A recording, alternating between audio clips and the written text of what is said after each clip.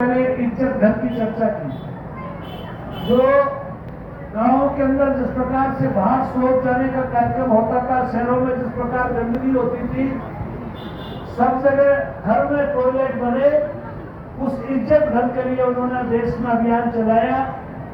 कई लोगों ने उस समय मजाक समझा, लेकिन आज सबके समझ में आ रहा है कि प्रधानमंत्री का सोच कितना बड़ा था। इसी प्रकार से पढ़ी लिखी नारी के हिसाब से किस प्रकार से हमारी बेटियां पढ़ सकती है, उसके लिए उनको प्रोत्साहन योजनाओं के माध्यम से, साइकिल योजना के माध्यम, स्कूटी योजना के माध्यम से, फिर से विभिन्न प्रकार के कोर्सों में उनको जो है प्रोत्साहन देकर के नारी शक्ति को आगे बढ़ाने का काम हुआ।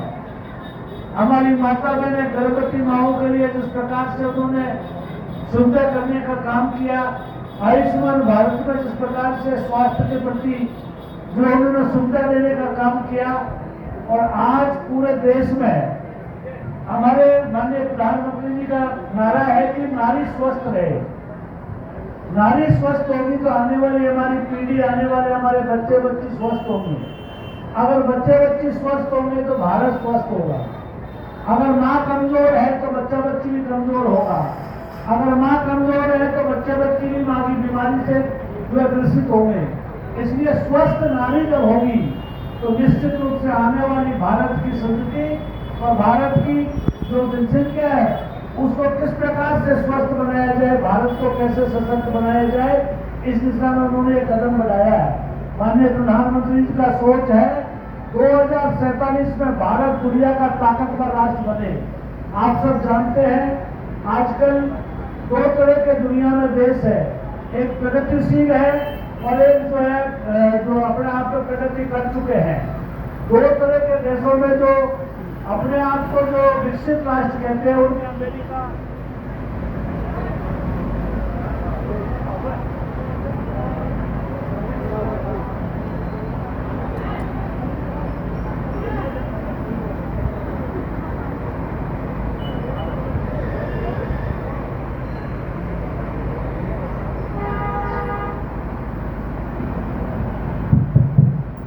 आप सब जानते हैं कि अमेरिका, चाइना, रशिया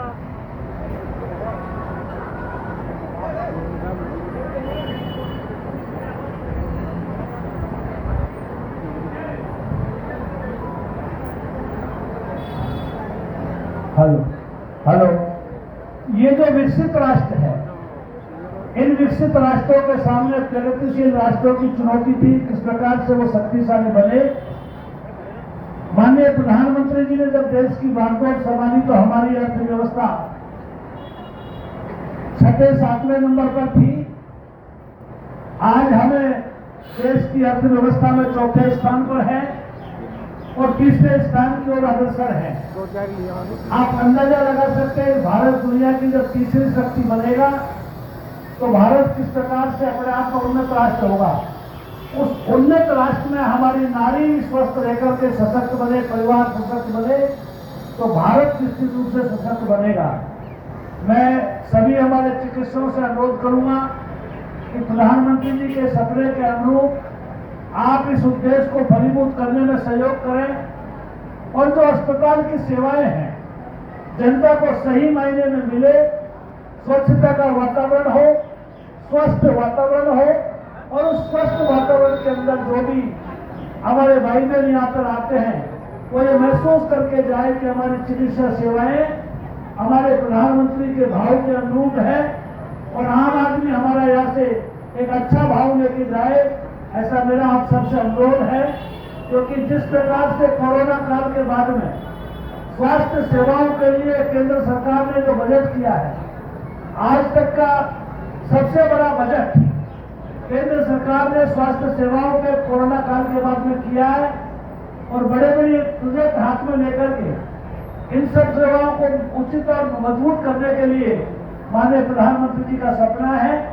आज के कार्यक्रम के माध्यम से मैं भगवान से प्रार्थना करूंगा कि हमारे प्रधानमंत्री जी दीर्घायु हो, स्वस्थ रहे, देश का इसी प्रकार से नेतृत्व करें, भारत तरक्की करे। प्रत्येक भारतवासी की यह जिम्मेदारी बनती है कि वो भारत का नागरिक होने के नाते राष्ट्र को मजबूत करने की दिशा में अपना योगदान देवे। जो व्यक्ति जहां है, चाहे वो राजकीय सेवा में है, चाहे व्यापार में है, चाहे प्राइवेट में है, चाहे अपना किसान में है, जहां जिस क्षेत्र में काम करता है, अपने काम को मजबूती से करेंगे तो भारत उन्नति करेगा। आज के कार्यक्रम की पुनः हमारी मातृशक्ति को बहुत शुभकामनाएं। जय हिंद, जय भारत।